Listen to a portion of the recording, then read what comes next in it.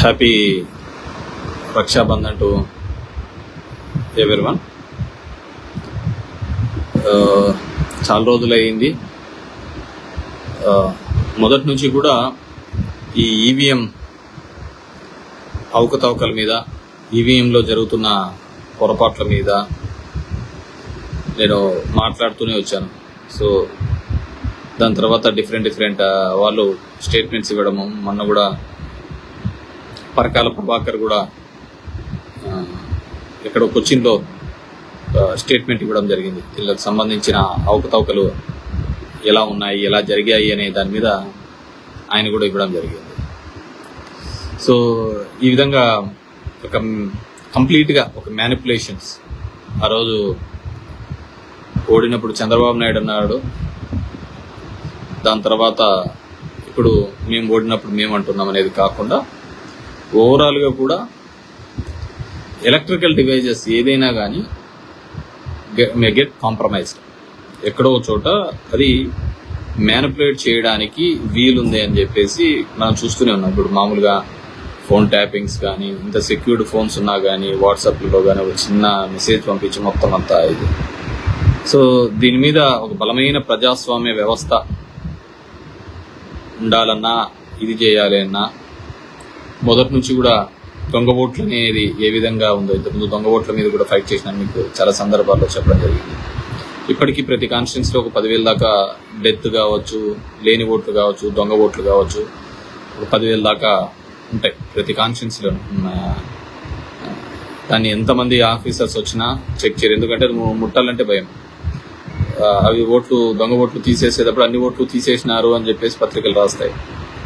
తీసేసే కార్యక్రమం మొదలుపెట్టినప్పుడు తీయకుండా మొదలు పెడితే ఇంకా ఓట్లు అలాగే ఉన్నాయని రాస్తాయి. కాబట్టి సో అది ఎప్పుడు అలా నిరంతర ప్రక్రియలాగానే ఉండిపోయింది ఆ దొంగ ఓట్లు. సో అందుకే మన బ్యూటీ ఆఫ్ డెమోక్రసీలో ఏవైతే 4 పిల్లర్స్ అంటామో, ఎగ్జిక్యూషన్ కావచ్చు, మీడియా కావచ్చు, అదేవిధంగా లా కావచ్చు, ఇవన్నీ కూడా ఇప్పుడు ప్రతి ఒక్కరికి దీనిలో ఏదో జరుగుతోంది అనే పద్ధతికి ఉంది. పొలిటికల్గా కావచ్చు, చట్టాలు చేసే దాంట్లో, దానిని ఎగ్జిక్యూట్ చేసే దాంట్లో అవి సరిగ్గా ఉన్నాయా లేవా అని మానిటర్ చేసే మీడియాలో కావచ్చు, తప్పులు జరిగినప్పుడు దాన్ని ఇది చేసే న్యాయ వ్యవస్థలు కావచ్చు, ప్రతి చోట ఒక డివిజన్ అనేది రావడం జరిగింది అనమాట. సో అది మనము ప్రాక్టికల్గా చూస్తాం. సరే, ఈరోజు నేను ముఖ్యంగా పెట్టిన వివిధ అంశాల మీద నా వీడియో ఏంటంటే, ఒకటి రీకౌంటింగ్. ఈ ఎక్కడైతే తప్పిదాలు జరిగినాయని భావించినామో అక్కడ శాంప్లింగ్గా ఇప్పుడు ఒంగోలులో కౌంటింగ్ జరుగుతుంది. దానికి ఎస్ఓపి ఎలక్షన్ కమిషన్ ఇచ్చింది. ఎస్ఓపి అంటే స్టాండర్డ్ ఆపరేటింగ్ ప్రొసీజర్. ఏ విధంగా చేయాలి, ఏ విధంగా ఉండాలి, ఏ విధంగా కౌంట్ చేయాలి, వాళ్ళు ఇచ్చిన రూల్స్ ప్రకారము మనమంతా ఏమనుకున్నాము, సో పన్న ఓట్లు వీవీప్యాట్లో, అదేవిధంగా పడిన ఓట్లు ఎవరికి పన్నాయి అనేది లెక్కేస్తాము. అదేవిధంగా ఈవీఎంని కూడా దాన్ని ఏమన్నా ట్యాంపర్ చేసినారా, మ్యానిపులేట్ చేసినారా వెరిఫై చేస్తామని మనం అంతా అనుకున్నాం. కానీ ఈరోజు అక్కడికి పోతే తెలిసినది ఏంటంటే, అక్కడ ఏ ఓట్లు కూడా గతంలో పన్న ఓట్లు కావచ్చు ఇవి కానీ లెక్కించరంట. దాన్ని కౌంట్ చేయరు. కౌంట్ చేసేదల్లా ఒకటే కౌంట్ చేస్తారు. అది ఏంది కౌంట్ చేస్తారు అంటే, ఆ వీవీప్యాట్లన్నీ ఇప్పటికే తీసేసినారు. ఏ పార్టీకి ఎన్ని పన్నాయి అనేది మనకు కనపడుతూ ఉంటుంది కదా, అవన్నీ ఇప్పుడు లేవంట దాంట్లో. అదేవిధంగా ఆ ఈవీఎంలన్నీ క్లీన్ చేసి ఎవరికి ఎన్ని పన్నాయి, కొత్తగా మనల్ని ఏమంటారు, మాక్ పోలింగ్ అంటే వేసి ఎవరికి ఎన్ని పడినాయి, ఎవరికి ఎన్ని పడలేదు, ఎవరికి ఎన్ని పన్నాయి, ఎవరికి ఎన్ని పడలేదు అనేది కౌంట్ చేసే కార్యక్రమం చేయడం జరుగుతుంది అన్నమాట. అది ఎట్లుంటుందంటే, మామూలుగా ఏదైనా ఒక హుండీలో ఎంత డబ్బులు ఉన్నాయి ఎంచమంటే, ఆ హుండీలో డబ్బులన్నీ దోచేసుకున్న తర్వాత ఇప్పుడు అందరూ డబ్బులు వేయండి, ఈ డబ్బులంతా మేము ఎంచుతాము అన్నట్టుగా ఉంది.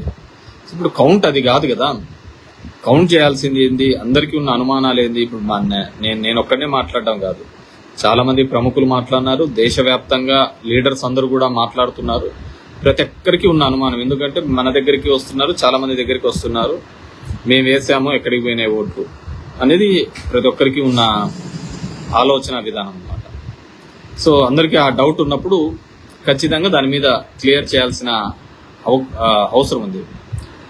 ఇప్పటికీ ఫామ్ 20s స్టేట్ ఎలక్షన్ మన ఆంధ్రప్రదేశ్ సంబంధించి ఎమ్మెల్యే ఎలక్షన్లకు సంబంధించి ఇంకా ఇంతవరకు కూడా అప్లోడ్ చేయలేదు.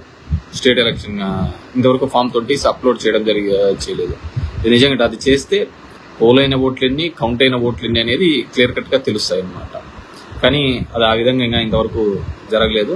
అది ఎందుకు చేయలేదు ఎలక్షన్ కమిషన్ మామూలు విత్ ఇన్ మంత్ లోపల చేయాలన్నమాట. అది ఇంతవరకు చేయలేదు. ఎందుకు చేయలేదు కూడా తెలియని విషయం. One issue. సో ఇప్పుడు ఒంగోలులో జరుగుతున్నది, అక్కడ వాళ్ళకి ఇచ్చినది ఏంటంటే ఏ ఓట్లు ఏ దానికి పన్నాయి అనేది ఇప్పుడు వెరిఫై చేయరంట. ఆ వివి ప్యాట్లను కూడా కౌంట్ చేయరంట.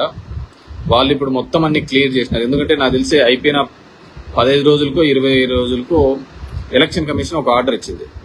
ఏం ఆర్డర్ ఇచ్చింది అంటే మొత్తం వివి ప్యాట్లన్నీ కూడా ఉండేటివన్నీ కూడా బర్న్ చేయండి, అన్ని క్లియర్ చేయండి అని చెప్పేసి నాకు తెలిసి మా జిల్లాలోని మా ధర్మవరంలో అయితే ఇప్పటికే బెంగళూరు కూడా వెళ్ళిపోయినాయి ఆ ఈవీఎంస్ అన్ని కూడా, అన్నింటినీ కూడా పంపించినారు. ఇంకా చేసేది ఏంది లేదు. సో అదే పనిగా ఇట్స్ డిలే ప్రాసెస్ ఉన్నారు ప్రతి ఒక్కరికి ఉన్నట్టుగానే. సో దీంట్లో క్లియర్ కట్ గా చేయడం జరిగింది. బాలినేని శ్రీనివాస్ రెడ్డి గారు ఇప్పటికే హైకోర్టుకు కూడా పోవడం జరిగింది. పోయి ఇది మేము అడిగినది ఇది కాదు, సుప్రీంకోర్టు ఇచ్చిన మార్గదర్శకాలు వేరు, వీళ్ళు ఇస్తున్న స్టాండర్డ్ ఆపరేటింగ్ ప్రొసీజర్స్ వేరు అనే దాని మీద వాళ్ళు కూడా లీగల్ గా ప్రొసీడింగ్ కావడానికి వెళ్ళడం జరిగింది. ఈ రోజు ఉండాల్సింది అది రేపటికి డిస్పోజ్ కావడం జరిగింది. సో ఇది ఎలక్షన్స్ కి సంబంధించిన విషయం. ఇవన్నీ కూడా పబ్లిక్ అనే వాళ్ళు చాలా ఇది చేస్తారు. ఐ స్టిల్ బిలీవ్, నేను ఇంకా ఇప్పటికీ ఒకటే నమ్మేది, ఖచ్చితంగా ఈవీఎం మ్యానిపులేషన్స్ అయితే జరిగాయని నేను పూర్తిగా కూడా నమ్ముతాను. ఇది దేశవ్యాప్తంగా కూడా జరిగాయని పూర్తిగా నమ్ముతున్నాము. సో అదేవిధంగా ఎందుకంటే ఐ బిలీవ్, నాకు మా ధర్మవరం ప్రజల మీద వాళ్ళ మీద నాకు పూర్తిగా నమ్మకం ఉంది. సో ఖచ్చితంగా మంచిగా జరిగి ఉంటుంది, మంచిగా చేసి ఉంటారు అనేది నమ్మకం ఉంది. So end of the day దీంట్లో ఎట్లుందంటే చట్టాలు ఆ విధంగా ఉన్నాయన్నమాట. ఒకసారి ఎలక్షన్ ఇది అయిపోయిన తర్వాత నువ్వు నేనేం చేసలేదు. కానీ ఈరోజు ఒంగోలులో జరిగిన దాన్ని బట్టి ఇలాంటి అనుమానాలు మరింత బలంగా వస్తున్నాయి. ఎందుకంటే ఎక్కడైతే ఆ గతంలో ఏ ఈవీఎంలు జరిగినాయి అవి ఎంచండి అయ్యా, ఆ వివిప్యాట్లు ఎన్ని పన్నాయి ఇవన్నీ పన్నాయి అవి ఎంచండి అంటే అవి అన్ని తీసేసి కొత్తగా మళ్ళీ ఈవీఎంస్ పెంచడం అంటే ఖచ్చితంగా ఏదో ఒక మ్యానిపులేషన్స్.